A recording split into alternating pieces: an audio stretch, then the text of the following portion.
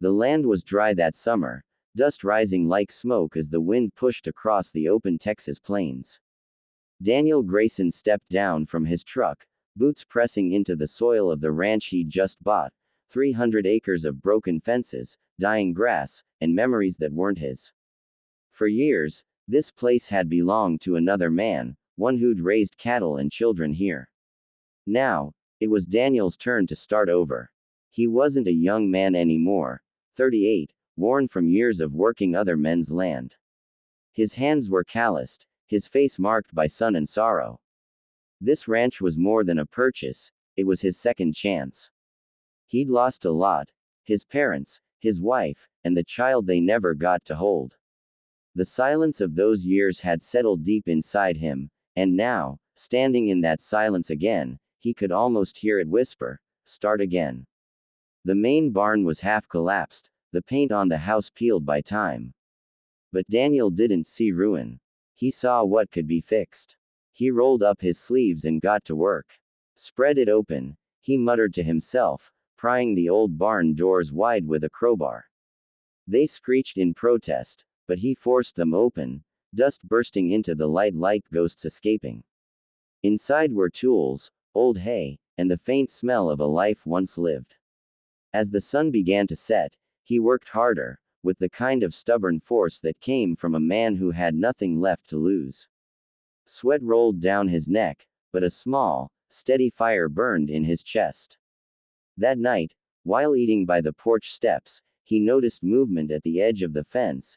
A young boy, no older than 10, with dirt-streaked cheeks and fear in his eyes. The kid looked hungry, clutching a torn backpack. Daniel stood slowly, heart pounding. "Hey, you lost, son," he called out gently. The boy hesitated, then shook his head. "No, sir, I just don't got anywhere to go."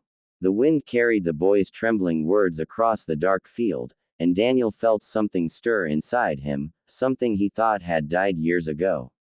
Maybe this land wasn't just about rebuilding fences. Maybe it was about rebuilding a life. Daniel didn't sleep much that night.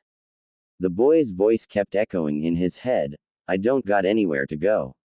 He sat by the dying fire, staring out toward the field, until the sun rose over the horizon. When morning came, the boy was still there, sitting beside the fence post with his knees tucked to his chest. Daniel poured 2 cups of coffee, one black, one sweetened with sugar, and walked over. "Name's Daniel," he said quietly. "You got one." The boy looked up, eyes guarded but hopeful. "Eli," he answered. "Well, Eli," Daniel said, handing him the warm cup, "you look like you could use a meal. There's eggs inside. You can stay long enough to eat, and maybe longer, if you're willing to help me fix this place up." That morning, Eli followed Daniel into the kitchen, eyes wide at the smell of frying bacon. He ate like someone who hadn't had breakfast in days. Between bites, Daniel learned the boy's story: a runaway from a nearby town, no family left to claim him, no home to return to. For the first time in years, Daniel felt purpose again. The silence that used to crush him now felt alive, filled with the small sounds of Eli sweeping the porch, laughing when the rooster chased him, asking endless questions about the horses. Days turned into weeks. Together they rebuilt the barn, mended fences, and planted new grass. Every nail hammered into place seemed to mend a little more of Daniel's heart. He watched the boy grow stronger, braver, and more at home. One evening, while the sun bled across the horizon, Eli handed Daniel a small, crookedly carved wooden horse. "Made it for you," he said shyly. "For being kinda like my dad." Daniel froze. The simple word hit him harder than any storm could. He looked at the boy, this lost, stubborn, hopeful kid, and felt tears burn behind his eyes.